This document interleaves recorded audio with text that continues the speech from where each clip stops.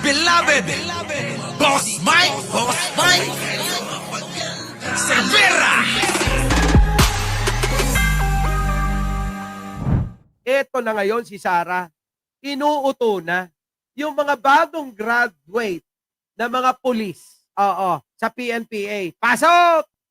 Mga kabrigada, nanawagan si Vice President Sara Duterte sa mga nagsipagtapos sa Philippine National Police Academy o PNPA na huwag hayaang mabahira ng propesyon ng mali at ipagkanulo ang isang Pilipino. Sa kanyang mensahe para sa Sinaglawin Class of 2025, sinabi ni Duterte na walang kapatawaran ang pagsuko at pagpapakulong ng isang Pilipino sa mga dayuhan na naglingkod umano ng tapat sa kanyang bayan. Ay! Naglingkod daw ng tapat. Sara, tanong ko lang, yan ba'y pamamaraan para hadlangan kung sakali na ikaw ay puntahan, hulihin ng Interpol sa utos ng ICC? Sasabihin mo, huwag niyong hayaan ako na hulihin ng Interpol, please. Naglingkod ako ng tapat. Opo. Lahat ng confidential fund. Itinago kong lahat. Yun po ay paglilingkod ng tapat, di po ba? Buti kaya, Sara. Anong klaseng katwira? Kita niyo mga kababayan, ano? Yun ho, yun yung ibig niya sabihin.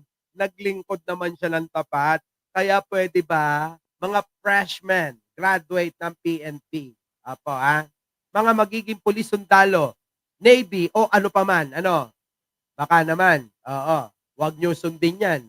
Luka-luka yan. Di mo ba, mga kababayan? Luka-luka yan! So ngayon, mga kababayan, papayag ba kayo na itong si Sara Duterte ay hihingi ng tulong sa mga fresh graduate na magiging pulis? Payag po ba kayo? Sa mga kapulisan, huwag niyong ipaintulot yan. Eto na, pasok! Naway mapaalalahanan anya sila na walang dangal ang mga nagtataksil sa interes ng mga Pilipino at sa bansa. Ipinunto ni VP Sara na ang mga magsisipagtapos ang maninindigan para sa katotohanan, mamamatay para kung ano ang tama. Ay, nako, parang sinabi ni Sara, mamatay kayo para sa akin, please. Ako ang inyong reyna. Prinsesa Fiona. Mamatay kayo para sa akin. Ang prinsesa pinoprotektahan, di ba? Di ba, mga kababayan? Ganun na lang ang gagawin niyan. Sino? Si Sara. Nakita nyo yung katwiran? Handa dapat daw mamatay. Yung mga bagong pulis. Grabe! Prinsesa ang pakiramdam sa sarili niya. Walang iya ka, Sara.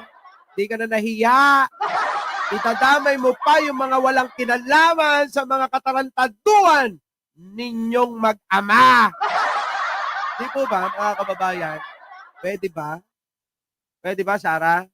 Yung mga bata, yung mga fresh graduate, mga magulang, mga kapatid, huwag niyong hahayaan na lasunin ni Sara Duterte ang mga isipan ng inyong mga anak, ng inyong mga magulang, ng inyong mga kapatid.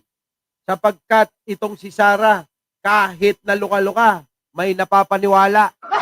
Ito na. Tuloy! Pasok! Poprotekta sa bansa laban sa mga tiwali, ganid sa kapangyarihan at sumisira para sa katotohanan tapos ang sa bansa. Ipinunto ni VP Sara na ang mga magsisipagtapos ang maninindigan para sa katotohanan, mamamatay para kung ano ang tama. Naku, mamamatay para kung ano ang tama. Baka mamaya, Sara, maniwala sila. Oo. Baka mamaya kahit saan ka pa magtago, kahit gayahin mo pa si Kibuloy, sa ilalim pa ng lupa magtago, matutuntun ni General Torre. Ha? Si General Torre, mga kababayan, daig pang pusa. Kahit saan magsusuot yung daga, nasusundan at naaamoy talaga eh. Ha? Ibang klase. Ibang klase. Mga kababayan, ibang klase. Tuloy. At poprotekta sa bansa laban sa mga tiwali, ganid sa kapangyarihan at sumisira sa prinsipyo at integridad. Bukod dito ay pinaalala ng pangalawang Pangulo ang kahalagahan ng tapang, lakas at determinasyon. Teka, tapang, lakas at determinasyon. Pero walang katapatan, pagmamahal.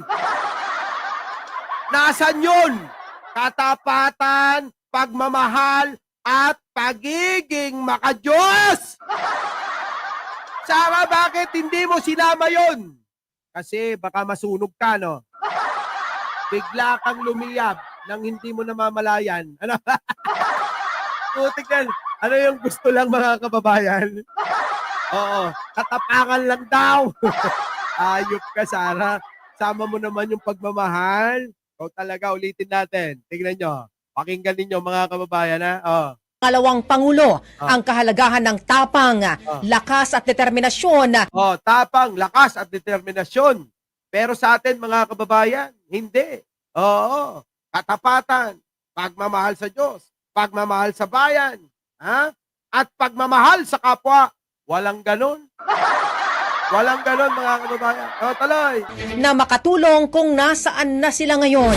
Kita nyo na makatulong kung nasaan na sila ngayon. Ibig sabihin, mga kababayan, ang nais lang ni Sara, sila'y protektahan. Payag ba kayo dyan, mga kababayan? Papayag ba kayo? Hindi, syempre, mga kababayan, di ba? Sino papayag dyan? Napoprotektahan pa yan. Kung sakasakali, nahulihin na ng ICC yan. Papayag pa ba kayong inyong isarapa ang bagbagi nyo? Payag ba kayo, Jerry Ramil? Isasarapan nyo ang bagbagi nyo? Ibig ko sabihin, ihaharang nyo ba ang inyong katawan sa mga darakip dyan? Mga kababayan? Sa mga Ilocano, ang sinasabi ko, isasarapan nyo ba ang bagbagi nyo? Gagayam, kailyan. Luti na. Madi luti na kiti gunggunan na kunayo gunggunam kunayo.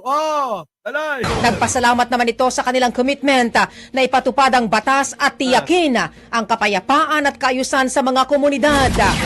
Utot mo nasa iyo nga lahat, nakabantay Biruin mo, 433, bodyguard mo pa lang.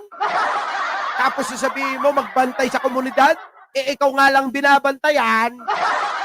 Di po ba, mga kababayan? Di po ba, mga kababayan? Sabi nyo, bantayan daw ang komunidad.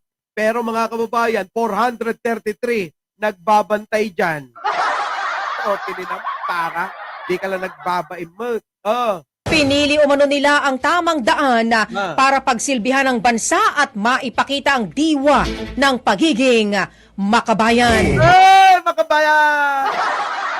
Putik na yung mga tao. Nasa dulo pala yung makabayan. Nasa dulo daw yung makabayan. Putik na yan. Wala na ho itong mga Duterte. Sabi ko nga sa inyo, tamang-tama yung kanta rito Duterte ay babagsak na rin. Pati kayo diyan, pati inyong alipin. Duterte ay babagsak na rin. Di ba? Ayos, di ba? Our beloved Boss Mike